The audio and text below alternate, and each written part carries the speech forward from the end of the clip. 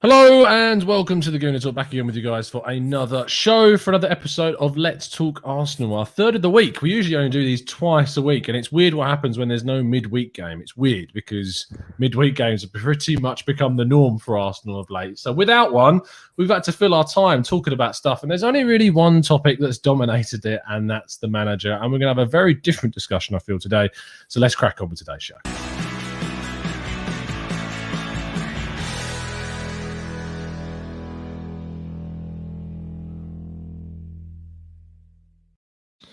I'm joined by Dan Potts from the same old Arsenal. How you doing, mate? Are you well? Very good, cheers, Cannon. Yeah, pleasure to be on, mate. I haven't long finished work, but it's always good to have a chat with you, mate. I don't think we always share the same opinion, so this should be fun, mate. Yeah, I was just saying to you off air, I sometimes feel like on the channel we get very like-minded people to myself who come on. Sometimes there's disagreements, which is healthy, but I think that it's good to kind of discuss things from a different angle and get different perspectives. And I think that's certainly what we're going to have. And I watched your show yesterday with Harry on the Chronicles. And if you haven't, listeners, check that out, please do. Because I think Harry's kind of more in towards my court as well, in kind of maybe the same area.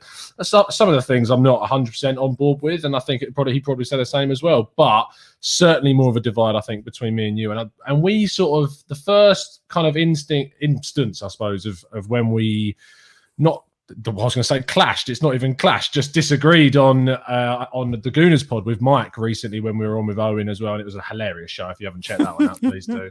But yeah, I just give the listeners, because obviously the first time on the channel as well. So those that are not familiar with yourself, just kind of outline your feeling around Arteta right now. Yeah, sure. Well, listen. First of all, I don't hate Mikel Arteta. I'm an Arsenal fan. I'm an Arsenal fan, and I want us to do well. And if it got to a stage of, do I want this manager to succeed? My answer would be yes, of course I do, because I'm an Arsenal fan that wants to win football matches. The only way that I would be Arteta out is if I knew who was coming in. And I said the same thing for Arsene Wenger and the same thing about Unai Emery. So when people were talking about Arsene Wenger leaving the club, I said, that's fine. And I'd say yes, but who are we going to get in? And when Emery left, who are we going to get in? Now, when Wenger said he was going to go, they said to me, who do you want? My fans were asking me, who do you want, Dan? Who do you want? I said, Diego Simeone, straight away. Didn't even have to think about it, right? If it wasn't Simeone, I wanted like an Allegri or maybe a Rafa Benitez or a Carlo Ancelotti figure to come in, who's got experience, not just in the Premier League, but also some of them have got it in Europe and the Premier League as well combined. So I wanted an experienced manager. And I say the same with when Wenger went, we got given Unai Emery. Okay, a little bit of experience, not really the head that I wanted, but I would have backed him, and I did back him to start with. I started to see a style of play. I started to see playing out from the back, high intensity, straight away. And then he completely lost the dressing room and had to go. He had to be replaced, Unai Emery, right? But my same thing was who with. And I again said I want the ones that are available, Rafa Benitez, Carlo Ancelotti, that sort of figure, and we got a novice in Mikel Arteta. So I never wanted this guy. I never wanted him. I never asked for him. I never called out for him, anything like that. So my kind of fingers are pointing towards the board and the owners as opposed to the actual manager himself, okay? Now, some of the stuff I criticised him and I openly criticised him about, which I think I have a right to do as a fan, that I can say that if I'm not happy with something, I'll give my opinion. I always keep things as real as I can, but more importantly, Tom, I always look at the present. I don't look at what Arteta might do in 5 years, 5 weeks, 5 games time. I look at what I'm seeing currently on the pitch. So I didn't want the Wenger replacement to be Emery. I didn't want the Emery replacement to be Arteta. So I'm pointing fingers at the board and the owners. Now, I can only go by what I can try to break down in what is happening on this pitch at the moment. And I don't see a style of play. Now, the last 3 games, maybe 4, I started to see a style and I thought, wow, finally, I can now see what we're trying to do. The triangle passing between Smith Rowe, Lacazette and Saka is exciting to watch, particularly in the first half against Wolves and certainly in the Southampton game away in the league game. I looked at the high press, which was so different to what we've seen in the last few games, the previous games where we're going through that awful run at the start of the season. And I started to see some of the playing out from the back, which I actually quite like. A lot of people don't. I actually quite like it because I think it's good to watch. And I think it's modern day football the way forward. So I started to go, okay, let's try to see what this manager can do. But he has made so many errors in his first kind of full season, which I kind of expect. But I don't see how people can stick up for him to think that he's doing a good job. Because if I was to say to you, Canton, at the start of the season when we beat Fulham 3-0, that we would be in February 11th place out of both cups and having so many issues on the pitch, you would probably say to me that that is underachieving. Or would you say, yeah, that sounds about right for where Arsenal are? Because I look at the team that Unai Emery had that got fifth in the league, and I think it's worse than this current crop of players. And people would disagree with that and say, no way, no chance. It was much better. We had Aaron Ramsey, we had Mesut Ozil. I would say that Tierney was a better left back than Kolasinac and Monreal. I would say that Gabriel and Pablo Mari are better than Koscielny and Mustafi. I would say personally that Thomas Partey is much, much better than Torreira or Guendouzi. And I would sit there and say that the Martinelli, Sakas and Smith-Rowe are only going to improve on what we had under Unai Emery.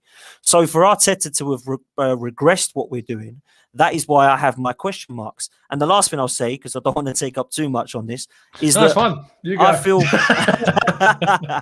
feel you got me going, mate. That's what it is. I feel that there are so many mismanagement so much mismanagement with the players, like Maitland-Niles, I think Pepe to a certain degree. Obviously, William Saliba, no one can explain what's happening with that one. And I think that there's been an inconsistency with his sticking up for some of the players. He seems to have loyalty for the Arsene Wenger lads, the Chakas and Bellerins of this world. And he seems to love forcing Willian into the side because it's his signing. And it doesn't matter whether he's ahead of Martinelli, whether he's ahead of some of the others. He seems to just want to keep consistently trying to force him into the side. So they're the questions marks that I have. And I think that 11th place, as far as I'm concerned, Canton, that is underachieving as an Arsenal manager with that squad. I think there's a lot to pick up. I mean, so much so I got my pen out, which you're in trouble if my pen's out.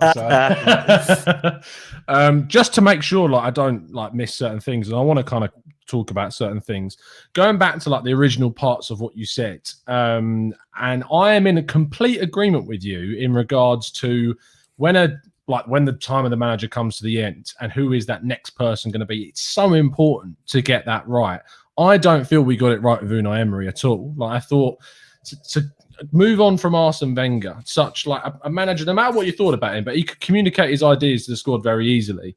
To Emery, through no fault of his own, bar the fact that he doesn't speak English, that is a big factor in the fact that he can't communicate those ideas as well as anyone else that could coherently speak English fluently and get those ideas across. You can do it for a translator, but you just don't get that same connection. And ultimately, a breakdown between the relationship between him and the squad, I think, perpetuates also from that element missing. And then you go, who are you going to replace him with? And I do agree that we replaced Emery with a complete novice in Arteta. It's fact. It's pure facts. I can't disagree with you on that. It's the first managerial job that he's got. At the time, I said that with Arsenal in the state that they were and kind of rock bottom, I was like, if there's ever a time where Arsenal could risk bringing in an experimental coach like we did with Arsene Wenger when he arrived, was in that moment. I thought that there was the opportunity with the way that we were kind of building around the squad with the executives higher up in such turmoil that they were never going to get a really experienced coach. They were never going to get your Simeones that you wanted. And there was even a period where I would have turned around and said, Simeone, it'd be interesting to see what he does with this team if it had come in. But weirdly, and I want to pick up on the Simeone point, is that I see a lot of kind of a younger, inexperienced Simeone in Arteta right now. I see the way that he's transformed the team defensively and how he's improved us in that sense. I see how he's got kind of some of the players, or a lot of the players, to be fair, the mentality is different between them. There are still some issues throughout the squad. And I think that that's why this, for Arsenal, is going to take time. It's because there were so many issues at the end of the Wenger era, which then were made, for me, even worse during the Unai Emery era, that we are left in a situation where a year for Arteta to try and turn things around is going to be impossible. Now, the argument against that is to say that, well, yes, it's going to take longer than a year, but we shouldn't be going backwards in league position, which I would agree with if all of the teams around us weren't all progressing at the rate that they are. And that's kind of why I see us in the league position that we are, along with some of the misfortunes we've had. I'll let you come back at me with this because league position is obviously really important. Arsenal sitting where they are in the table is not good enough for what a lot of people expect. And whilst I feel like I've got a very kind of reflective view on things, I still don't think where we are in the table is good enough, and we should be finishing nearer the top 6 minimum, like with the situation that we've got. But there is a lot of competition right now. Thomas Partey, who you brought up, being obviously better than the midfielders that Unai Emery had, we've barely had him this season. His injury issues have been absolutely ridiculous. And then in the games that we have had him, we've won most of them, including the one against Manchester United. We won some fantastic games of him progressing the ball through the pitch. The game against Southampton away from home in the league, where he played really, really well as well. And I just think that had we'd have had him available for the rest of the season, I don't think we'd be anywhere near where we are right now. And I don't think we would have had the issues defensively and the mistakes in progressing the ball up the pitch. I also don't think that if we'd have actually managed to get in a creative midfielder at the start of the season, you might see more of the style of play that you've been searching for. Because, as you said, you've started to see that style of play over the last few games or so. And that has come about through Partey being there and us having a natural number 10, which is what I felt Arteta's always needed. So is there not part of you that thinks in the summer, if the club do back him like I felt they did in the summer to an extent with Partey and Gabriel, that if we bring in the players that he needs, that style of play that we've saw can accelerate the progression that I see is evident within the squad? So I think that you bring up some good points about the style of play, because we certainly have started to play better in the last 3 or 4 games. I'll say 4 games, because the Wolves one, I'm not even counting. I don't even want to talk about that. That was just a shambles. Horrible. I mean, Jesus. First half, we absolutely 3 or 4 nil up. We should have been. Blitzed them. And then it goes wrong. So I would go with the last 4 games to say that we have improved. My problem, Tom, is if you look at the points that we've picked up, it would suggest that we haven't improved, because we've picked up ridiculous amount of points from those 4 games. And we really should have done so much better, because we are playing better, like everyone's saying. In the summer, yes, of course, we need to improve. But my problem still is we have got some players that need to be out. And the ones that I believe need to be out, he sees as currently our best options. So I don't think they are going to be out.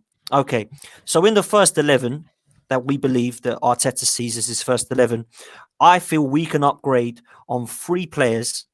And I don't count Willian now, because he was playing him all the time. Willian's now gone. I'm hoping that Arteta can even see that now. So Willian obviously is one of them. The other 3, I believe, is an upgrade on Hector Bellerin, an upgrade on Granit Xhaka, and an upgrade on Lacazette. And some people will say that's harsh on Lacazette, because he's actually improved in the last few, probably this season, actually, to be fair to him. But I don't feel that with Lacazette, we've got a guaranteed 25 goal a season striker there. He's on 182k a week, and his contract needs to be signed this summer, which means he's going to offer probably 250k a week. Probably we're going to have to give him to stay. I feel that if you had Edouard and Lacazette side by side, we would be better to get Edouard than Lacazette, because one, he's younger, he's a big, strong, sort of powerful centre forward that's done great statistically. And I'm not a massive stats man, if I'm honest with you. He's only at Celtic, but what I see, I like. I think we can upgrade on Granit Xhaka with somebody like who's on form at the moment, whether it be Samare from Lille, whether it be Sangare from PSV, or whether it be Basuma from Brighton. I think that it shouldn't be about where they play or how much they're going to cost. It should be about style and who's on form. And I feel that if you was to look at Lamptey at Brighton as well, he would be an upgrade on Hector Bellerin. Now, Bellerin's a strange one for me, because you look at everything about him and you think you should love the guy, because he's been at Arsenal since he was 17. He's had 8 or 9 seasons at the club now. He's everything that people want in a footballer, because he's a nice guy and he does a lot for charity, and he's a real sort of nice, level-headed lad. But I look at the quality of the lad, and I think we can do better with that. Now, I'm not saying he's an absolutely shocking right back like some people do say he is, but he is a right back that I don't think's ever been a good defender. I don't really see that he can cross a ball, and I worry about where he's having a cup of tea on the corner flag because he needs to get back. And his pace has definitely gone since his injury. So I think we can upgrade on those positions. My problem is those players I've just mentioned play every single game, no doubt, from Mikel Arteta. So that would suggest to me that in the summer, they're safe. I don't think they're going to go anywhere. So that worries me, because I think we can upgrade massively in those positions, and not only just make us better, but improve the complete balance of our midfield and the style of play. As much as Granit Xhaka has been a good player next to Thomas Partey, he is still slow. He is still lackluster. He's still sideways and backwards too often for my liking. And I think that we can improve on upgrade on that position.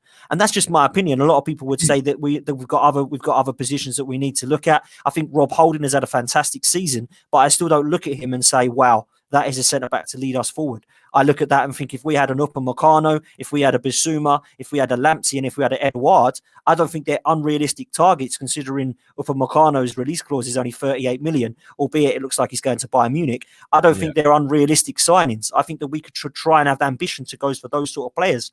We're not going to get a Grealish or a Zaha. We don't have the financial power for that. We haven't got 64 million to release Haaland's clause at Dortmund.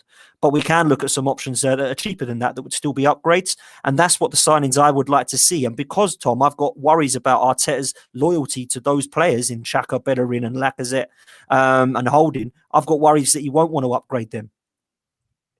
I think you're spot on with the players that you've identified in terms of who we need to upgrade. Lacazette, 1 year left on his deal, 50 million quid. Has he been a 50 million pound player? No, he's probably been around a 25 to 30 million pound player for us. He did really well in the 2019-20 season. He got that Player of the Year award for it as well.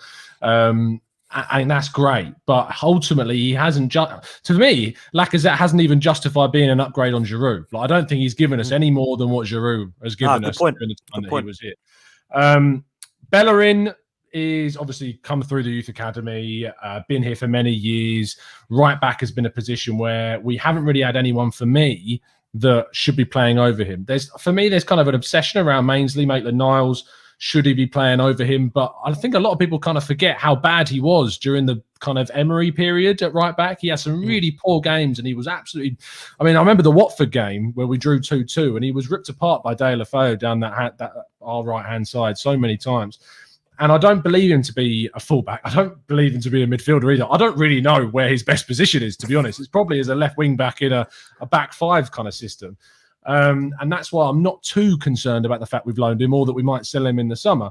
Granit Xhaka is, for me, besides Thomas Partey, our best midfielder. Like, I look at Dani Ceballos, I look at Mohamed El Neni. I don't see them as players I'd rather play than Granit Xhaka for the quality that they bring into the team. And then Willian, I agree.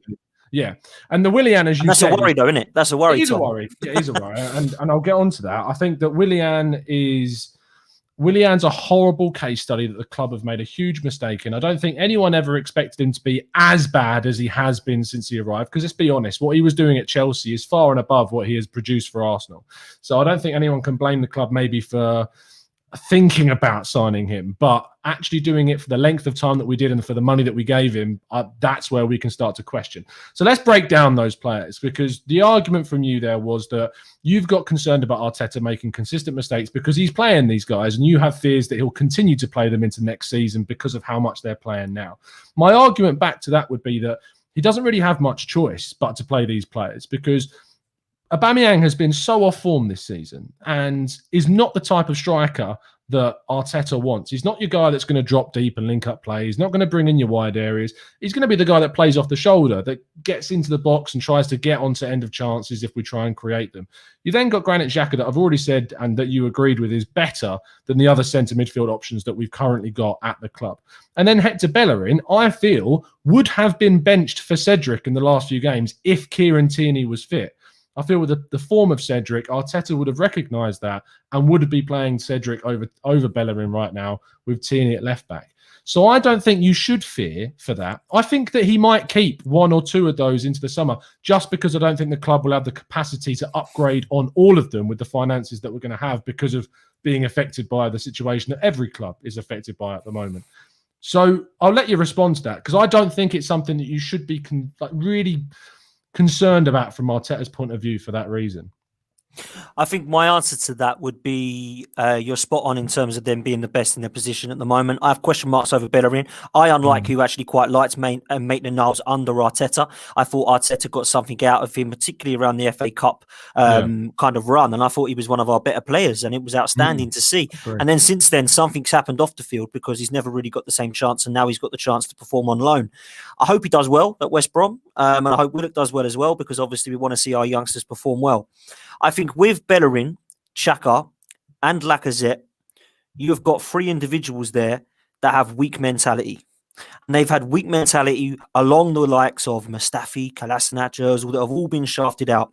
And I want to see them shafted outside of this squad as well now, because I think that they are part of the Arsene Wenger regime, which we need to so forget behind us, put behind us ASAP. And I think that when you are around and surrounded by those players, it rubs off. This is the player who can't take a throw-in, that takes 5 or 6 bad throws in one kind of half of a season, where I don't know that anyone has taken 6 foul throws in 16 years of playing football. That's the kind of weak mentality we're looking at, the kind of mistakes that he's making. The other thing I don't like about Bellerin's mentality is Sanchez wanted to win too much.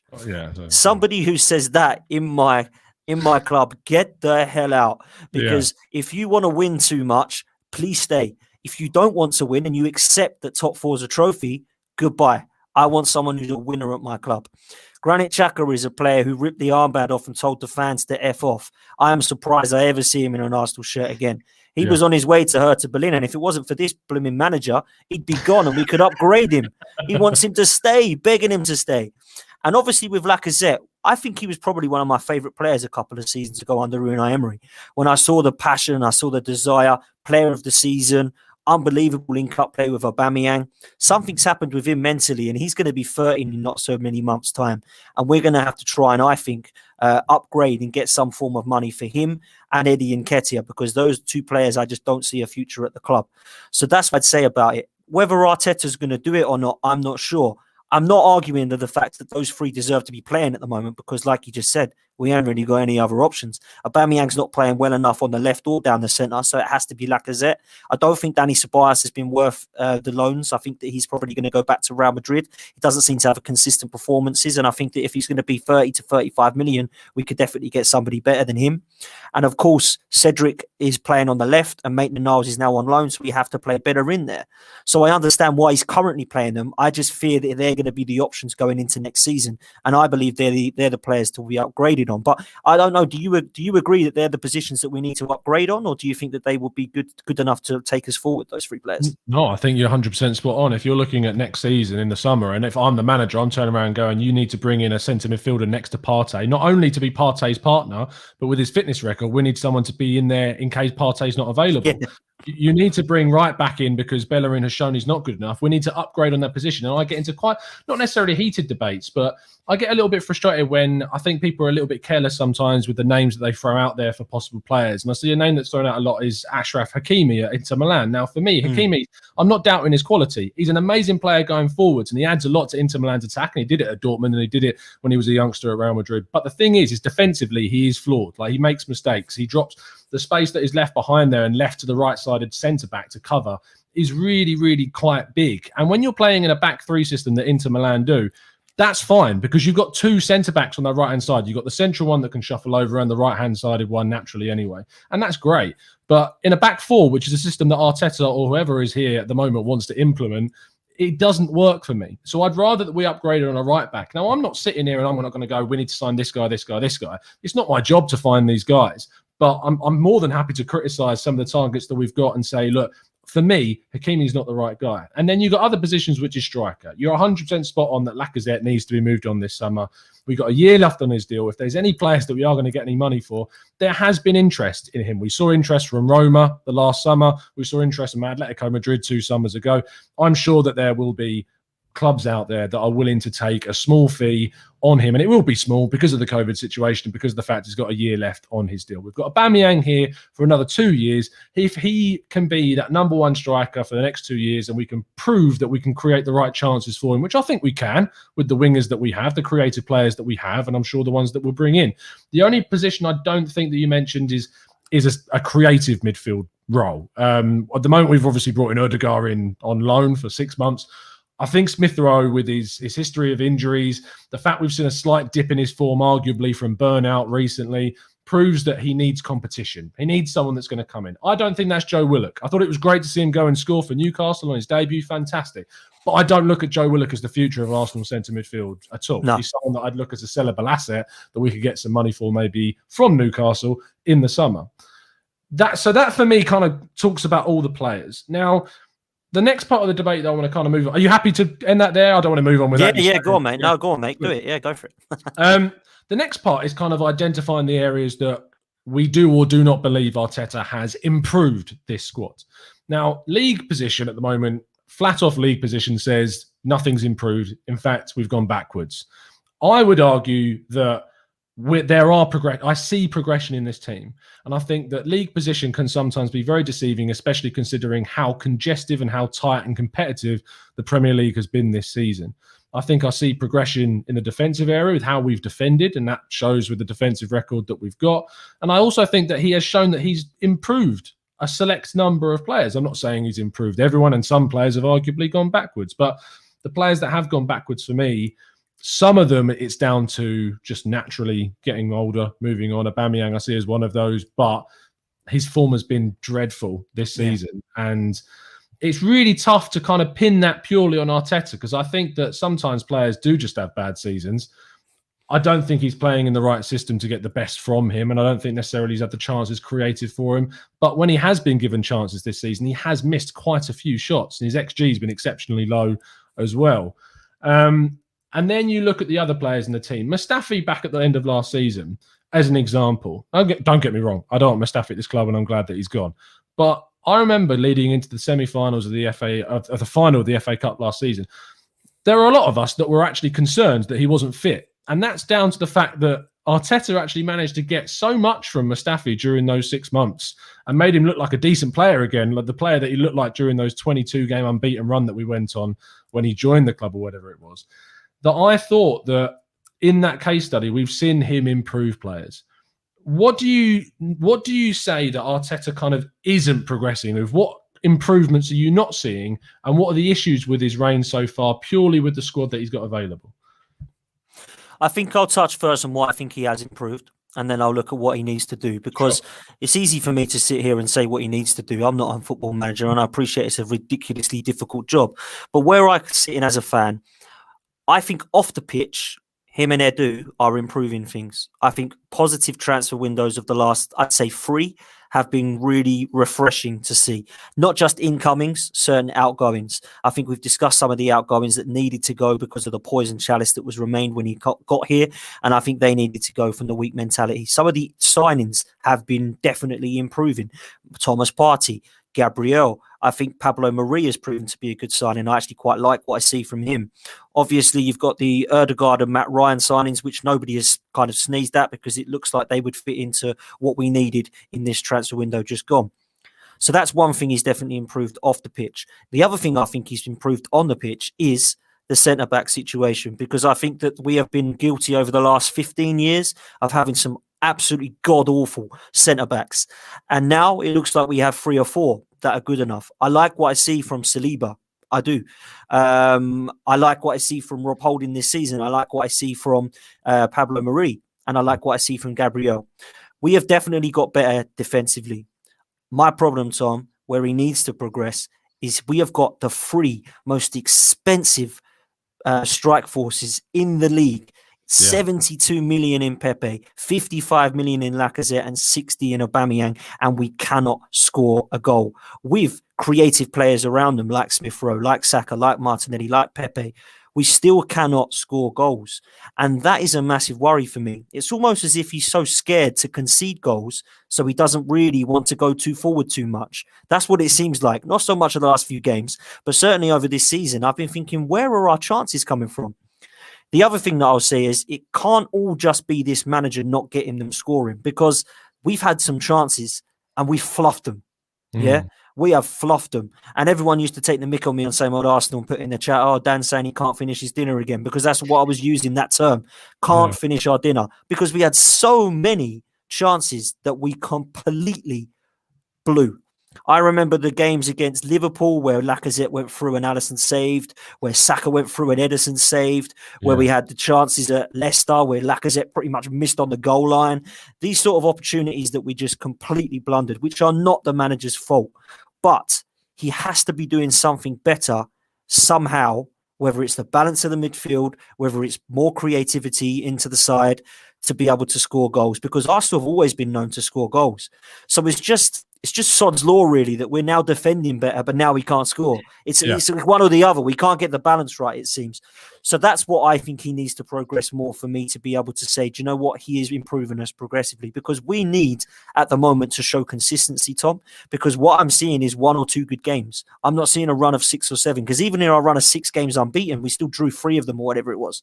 We need 6 wins in a row and 6 comfortable wins. When was the last time we saw a 4 or 5-0 victory? We used to see quite a lot of them in the Emirates years ago. We don't really see them so much more now. And the last thing I'll say is, because it's good to see us defensively better, we are still losing games. So we're losing 1-0. How many times have we lost 1-0 this season? So many times. Yeah. So that needs to improve, mate, 100%. I think for me, you can split this season. I think you can look at the season from the beginning up until Boxing Day, and then from Boxing Day until now. And I think there's a very big, clear difference between the 2 halves of those seasons. The difference being is Emile Smith-Rowe started in the game against Chelsea. Now, I don't buy the argument that it was forced upon Arteta to play him, because Joe Willock sat on that bench against Chelsea, a player that he himself has played at number 10 in games that season from the start. He could have chosen to go with Joe Willock again, but he finally had Emile Smith-Rowe available to him after building back his fitness up with the under-23s, getting a substitute appearance against Everton and playing in the Europa League as well. He felt, I have all the faith that Arteta felt in that moment that it was the right time to put Emile Smith-Rowe in, and we got Martinelli back from injury. It was amazing in the League Cup game against Man City that we unfortunately lost. And had he have not gone off injured, we may have been able to get an even better result from that, because we were really competing at 1-1. And then a mistake from Runnison, but we won't go into that because it's too painful. But I look at that front line that you mentioned. It is the most expensive. But Arteta didn't sign any of those players. And the argument is to say that he should still be getting more from them. But I think that in the games that we've seen Arteta decide to move Pepe over to the left, it's the best I've seen of Pepe at Arsenal. Genuinely, it's the best I've seen Pepe plays on this left-hand side. And Arteta didn't have to do that, because Bukayo Saka has been predominantly a left-hand sided player for Arsenal during his time at Arsenal. And Arteta moved him over to the right-hand side, and now we're seeing a greater goal output from him. We're seeing a greater goal, not necessarily a greater goal creation, but we're certainly seeing him integrate into the team much better and be kind of a protagonist in the side under Arteta on this right-hand side. And I look at those as successes that Arteta has had with these 2 players, Pepe and Saka. The issue is with the striker, is that Lacazette and Aubameyang, whether either of them you put in that striking role, and we saw them both against Aston Villa, we were creating chance after chance after chance, putting the balls into the box, doing our best, and neither of them could get on the end of it, because we were a bit desperate and we were trying to fling crosses into the box with no one that could really head the ball. I felt that Arteta made a mistake in that game with the Willian substitution. It stunk of inexperience. It stunk of the fact he was going to be brought on anyway. Partey then got injured, and instead of changing the sub to a Ceballos, which is who I thought should have come on instead, he kept Willian on. And it's those things that I can hold my hands up and say, look, Arteta is making these mistakes. But I see so much possible quality and potential from what I am seeing with the successes of Pepe, of Saka, of Emile Smith-Rowe coming in, identifying the fact that we needed a centre midfielder and a centre-back, and bringing in Partey and Gabriel in the summer. I see these chances and the successes. And I just feel that the first half of the season up until Boxing Day, when we didn't have a creative midfielder in the middle that we then did have after that game, and the fact that just we were so on the floor, we didn't have Partey either. And if you don't have Partey, all Arsenal have really done from the summer is add Gabriel, because Willian was dreadful, absolutely dreadful. And I think that Willian may have played even less had Pepe not got that red card against Leeds. We might have seen Willian play less, because we lost him for then effectively 4.5 games. So during that first period, you had no Partey, which means that all the clubs around us had improved through really good recruitment. You look at Aston Villa and the players that they brought in, Southampton, the amazing season they were having, Leicester with the players that they brought in. And all we'd added in the summer, arguably, was just Gabriel and a really crap Willian, because we didn't have Partey. And I can kind of look at that and go, that's why we are where we are now, is because the first half of the season was so poor, because we had so little quality, that it just wasn't enough to get over the line in so many games. And do you think, Tom, honestly, that the Chelsea game, let's take you back to that Boxing Day. Do you honestly believe, though, that he was not forced into making Smith-Rowe number 10 when Willian goes off with COVID, Lewis goes off with COVID, Gabriel with COVID, Bellerin's suspension, so Maitland-Niles comes in and starts playing amazingly well again. I think he got man of the match at Everton in the right-back position. Never saw him again, and he's now gone. Very odd. Because I think that if those players would not have got COVID, I think all three of them would have played. Because they did the game before.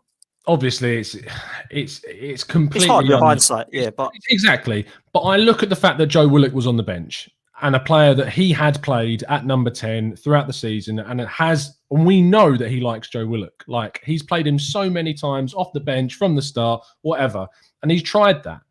And he chose not to put Willock in there, even though he gives you the energy or whatever. I don't feel he gives you the output. And he chose to put Emile Smith-Rowe in there. And even then, that's a big risk. Like, it's a huge risk to throw in a player for his first Premier League start of the season against Chelsea. So I genuinely do give him credit for that. And I don't feel like that's something that either of us have convinced each other that it isn't the case. But I do give him credit for that, yeah. Do you think as well, though, that he is a bit strange with some of the faith he has in some of these youngsters compared to other youngsters? Because he seems to have a lot of faith in Saka and Smith-Rowe, we've touched on, which is rightly so. I think they've been absolutely brilliant. I think they've actually, kept him from his job, in my opinion, with the last few performances they both put in. But I look at Eddie Nketiah and Joe Willock, and I can't see for the life of me how they were getting more game time than Ainsley Maitland-Niles, and still Gabriel Martinelli cannot get into this side. A lot of people are question marking the fitness of Gabriel Martinelli. I totally understand that. But he must be fit enough to be in and around the squad. Otherwise, he would just have a couple of weeks out training to get his fitness up. So why do you think he's not giving Martinelli the chance that Willian's getting, the chance that Eddie Nketiah has had? I just can't, for the life of me, understand why.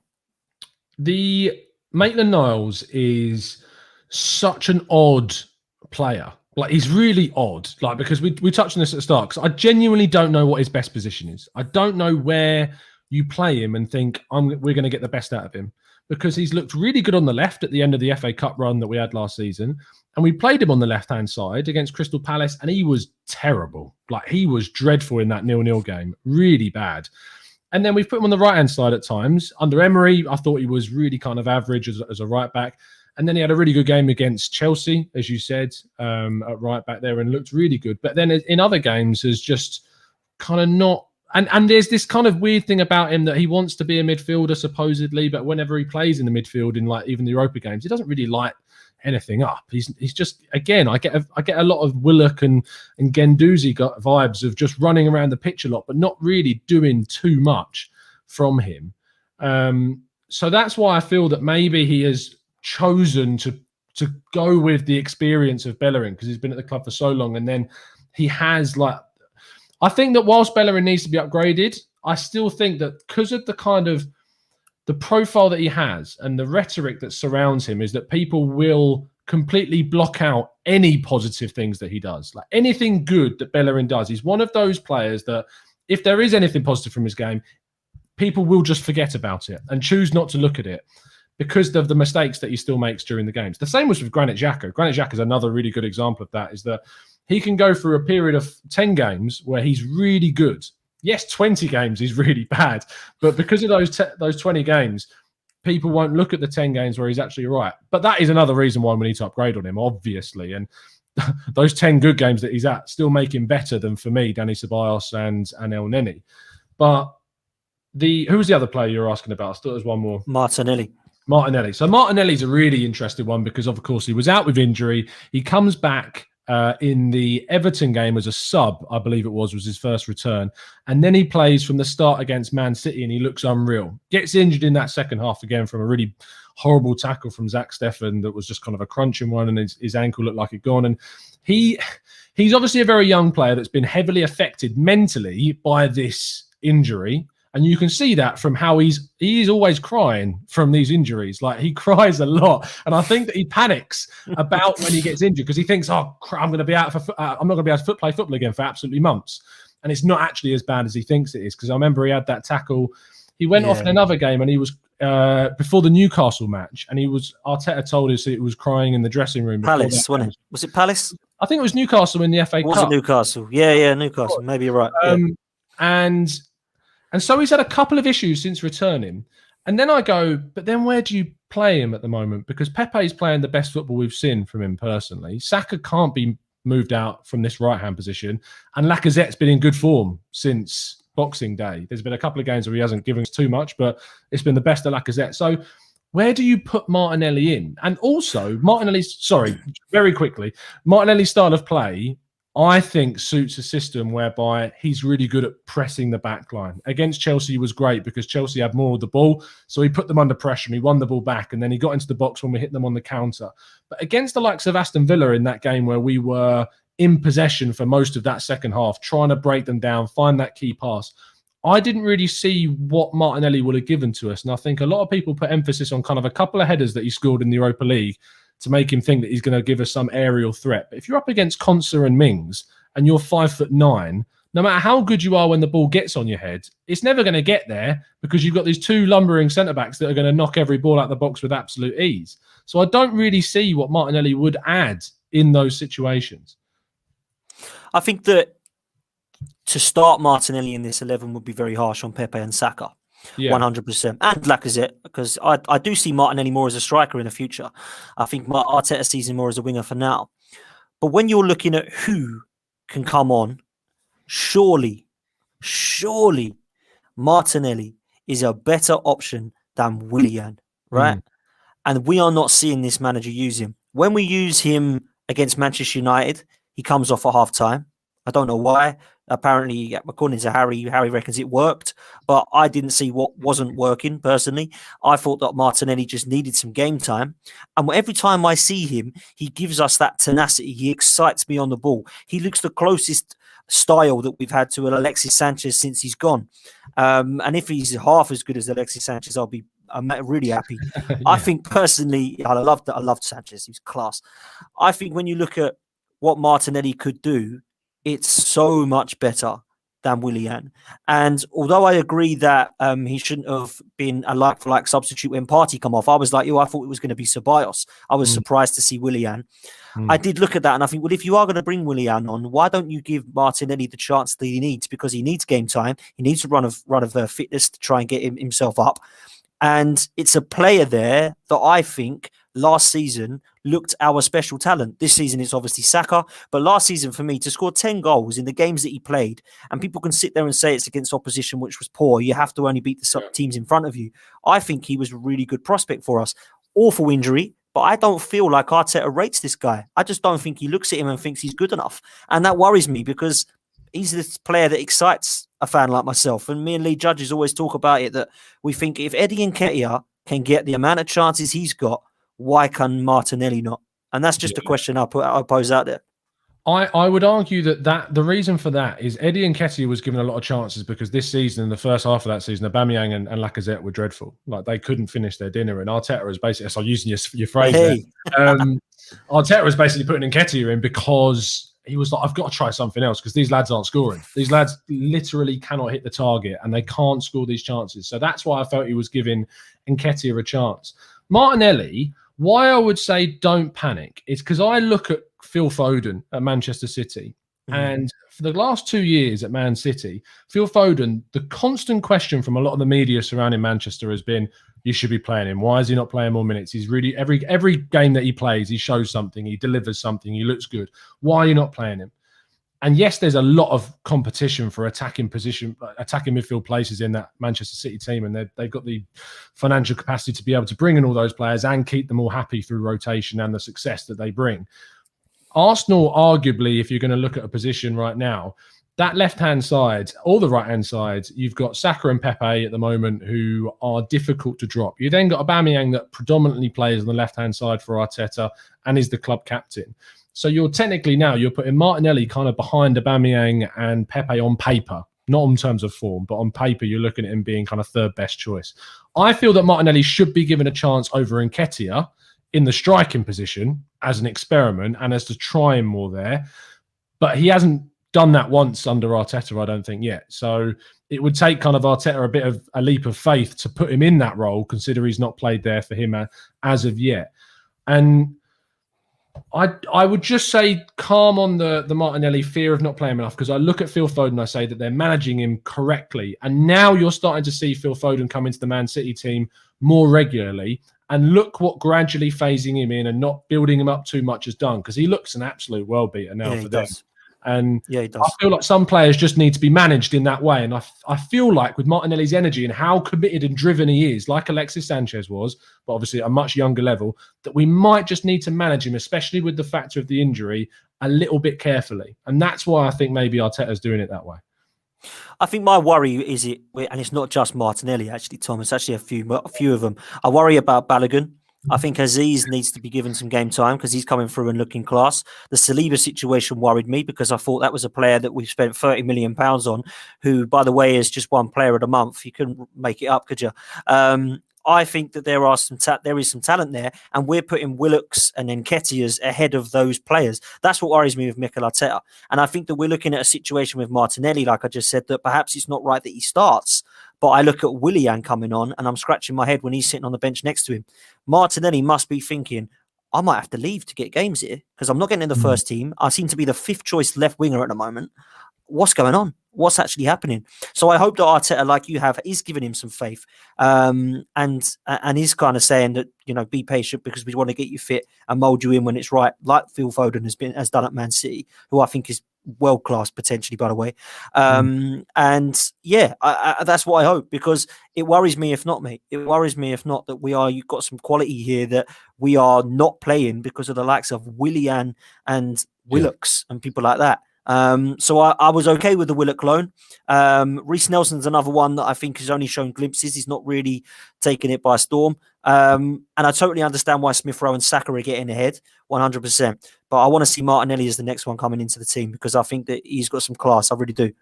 I feel like next season we will see more of him, especially if we move on Lacazette with Aubameyang gradually getting older and less minutes. I feel that we will see Martinelli given more opportunities. I don't feel like it'll be this season because of the injury and because of how much competition there is and what he's getting from Saka and Pepe at the moment. I think that he'll see those two as his starters. But the Willian thing, I have no defence. I have absolutely no defence of the Willian situation. It is indefensible now for me to say that I have reasoning behind Willian playing. At the start of the season, I was like, right, well, Pepe got a red card against Leeds and that knocked him out for a few games, and Pepe himself's form was not exactly fire. It wasn't exactly like he was even outperforming Willian at the time. I thought they were both very poor. And Martinelli at that point was injured. Nelson was the next example. People said, why is he not playing Nelson over Willian? But again, Nelson, I really struggle to see having a success at the highest level with Arsenal. I don't think his output's good enough. I thought he was given a chance in the game that Martinelli was injured for against Newcastle. He played against Newcastle and had a couple of opportunities and spurned both of them and didn't look lively and didn't change the game, was eventually brought off towards the end, I think, for Pepe.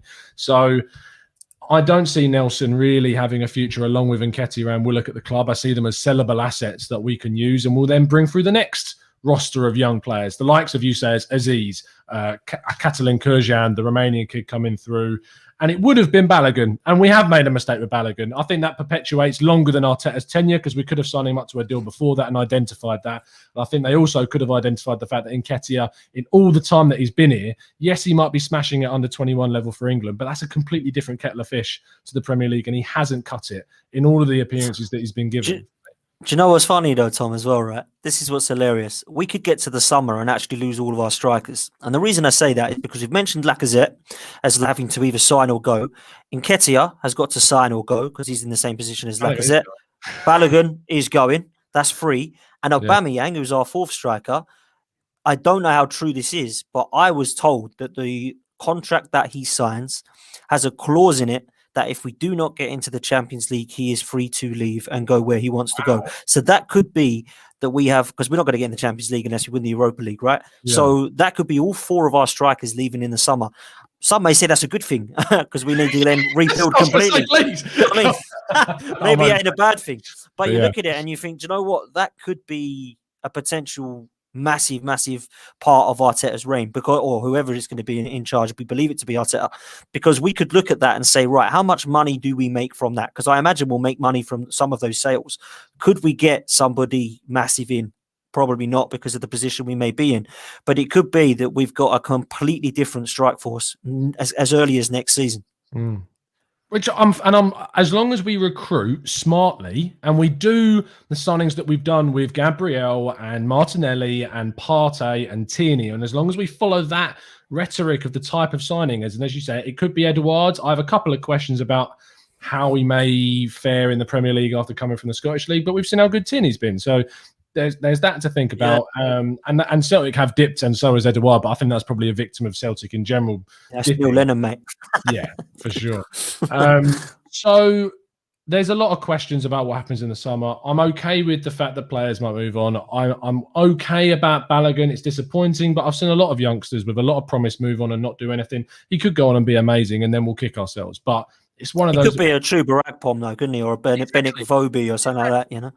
So you can't just sell your club off to these youngsters that have barely played any minutes. Like, there were rumours surrounding that you wanted to be paid the same amount as Bukayo Saka, and when you look at what he's offered, you can't legislate for that, because then you'll have youngsters coming through behind him that go, well, I'm just going to let my contract run down because you're giving off big contracts to anyone who does that. So you can't just allow that to happen. You can't let a youngster dictate the rhetoric of a negotiation. So and it made it very difficult with the fact he had the same agent as Eddie and Nketiah. Yeah.